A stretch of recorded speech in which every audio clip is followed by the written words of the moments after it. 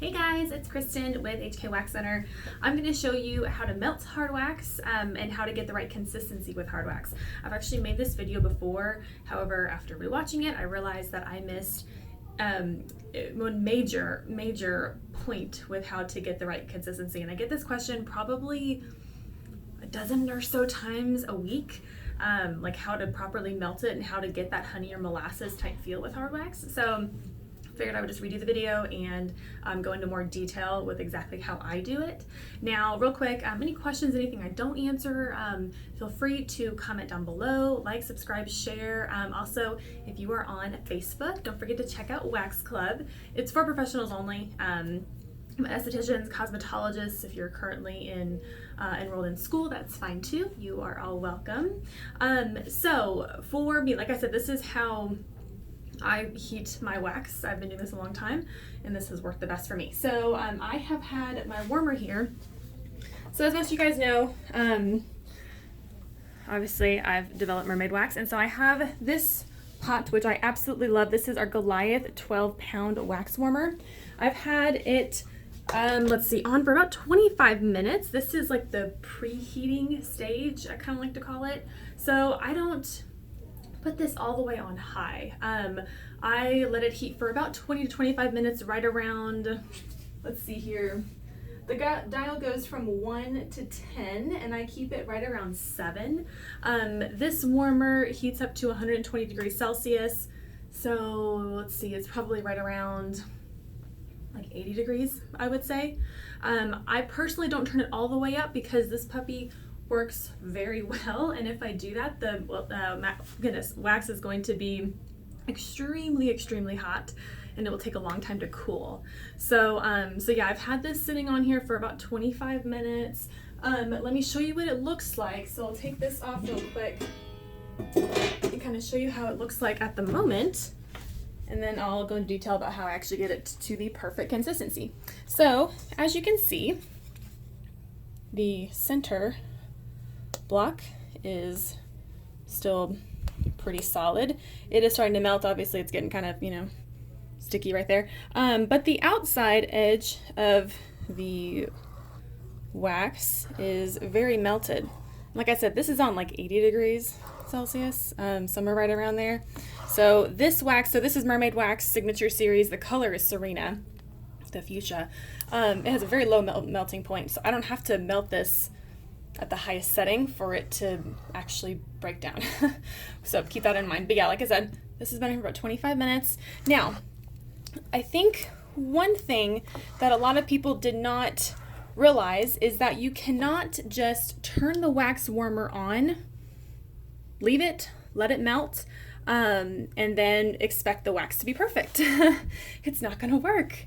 Unfortunately, I wish it would. It'd make our, you know, lives so much easier, but it just doesn't. You have to stir. So the first thing I'll do is I will start kind of putting some pressure on the center block, trying to get that to break down a little bit faster. And then I'll start adding wax beads. So just like this. Take a scoop of beads. I tend to put the beads on like the outer edge like that. I'll do another one on this inner side, but it's just because obviously that's the part that's touching the pot, so it's going to be warmer than the center part of the pot, so it just helps break those beads down a little bit faster. But I will just start to stir. One reason why I like mermaid wax is because we got the beads to be very small, so they actually melt quicker than like a lot of the other beads that you see for hard wax, which are about 3 times the size. So I really like that we were able to get them so small. Okay, so I'm gonna stir another scoop in.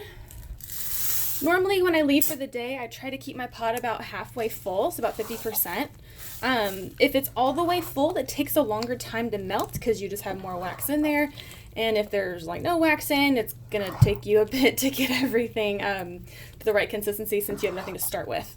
So I try to leave it right at about 50% full. Doesn't always work out that way, but it's kind of my little rule of thumb. So since this is still melting, I'm actually going to take the top and cover that back up. And we'll give that a little bit to kind of finish the process here. Okay, so one thing to keep in mind when you're waxing throughout the day, you cannot, like I said, you can't just leave it here and expect it to work. About every 2 times, I take a stick and like dip in there to get a wax strip, I will stir the pot real quick, just a real quick bam bam. Doesn't have to be anything real intensive or whatever, but it's just because the top layer of the wax, it's getting hit by everything. Your AC, if you have a fan in the room, the door is opening and shutting, just me myself moving around, like there's nothing at the top to keep that wax warm, just the outer edges and then the bottom. So if anything is going to get hard first, it's going to be that top layer. So I'm constantly just wanting to turn that top layer over.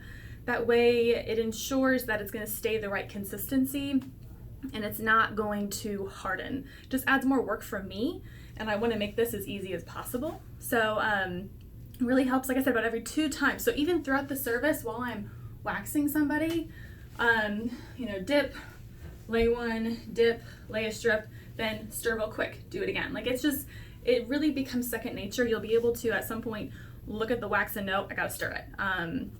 Kind of like riding a bike, you'll get there, just takes a little bit of practice.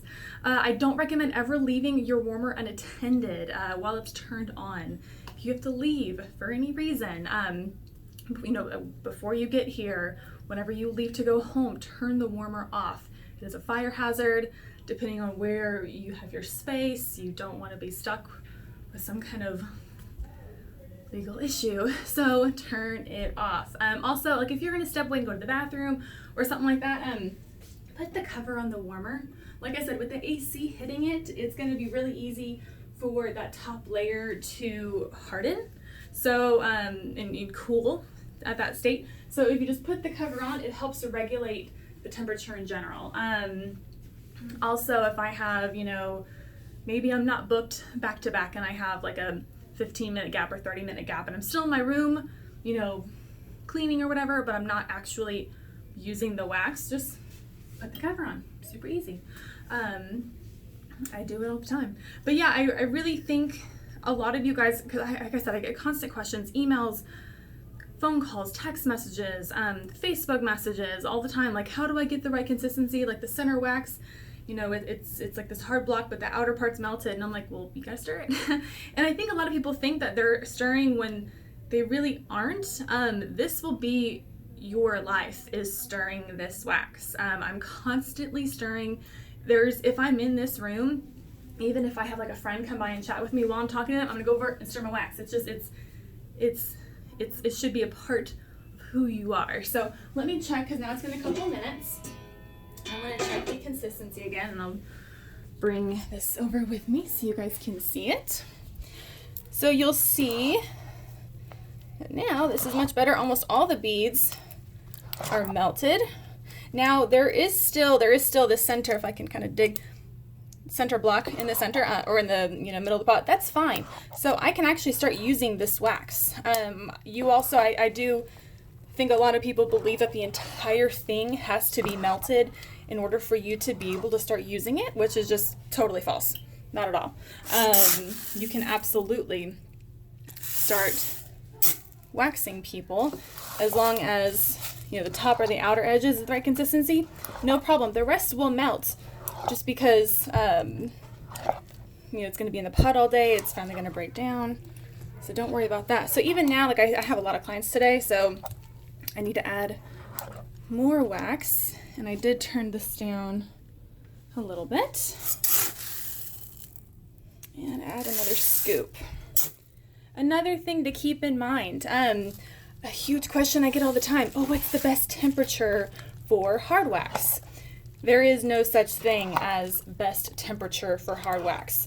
Throughout the entire day, you will be raising and lowering that temperature dial all day long. Normally it's just slightly. It doesn't have to be anything, drastic. But, during the day, I might sit here and First it's gonna go down to like 5, and then I might raise it up to 7, and they might raise it like to 4. You know what I mean? Like kind of just back and forth, depending on the type of service you're doing. If you're doing like a facial waxing, like eyebrows, lip, chin, something like that, I like to keep the wax a little bit warmer. Anything with fine hairs, I'll keep it a little bit warmer. If I'm doing more like horse hair waxing, like Brazilians, underarms, something like that, then I might lower the temperature to make it a little bit higher. Okay. This is almost perfect. Once the rest of these beads melt, then we will be in business. But yeah, like I said, throughout the day, it doesn't have to be a big crazy stir, just a little. I tend to do a figure 8 because I have a rectangle pot. So I'll do a little figure 8 like that, you know, and then I might go on the back and swoop it around. Back, swoop it around. Figure 8, figure 8. It's just constantly moving the wax around until you get that perfect temperature, perfect consistency, which, like I said, it should be like honey or molasses. But yeah, so once I start melting, I mean, total, I always get here an hour early just so, I hate when a client shows up and you're not there yet. I absolutely hate that. So I like to be prepared and make sure that everything is 100% good to go and that they never show up before I do. So start to finish, and I'm even taking longer today than I normally do, but this has been, I don't know, probably, what, 40 minutes? From start to finish. Normally it's about 30. Okay, so let me grab a little bit of wax on a stick so you can see the consistency. Okay, just like that. It should move, but it should move slowly. If it's moving too fast, it's too hot. If it's not moving fast enough, then it's too cool.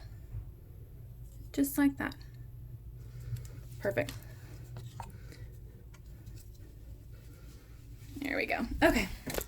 Yeah, I do believe a lot of people just think it's some kind of magical recipe to get the best consistency.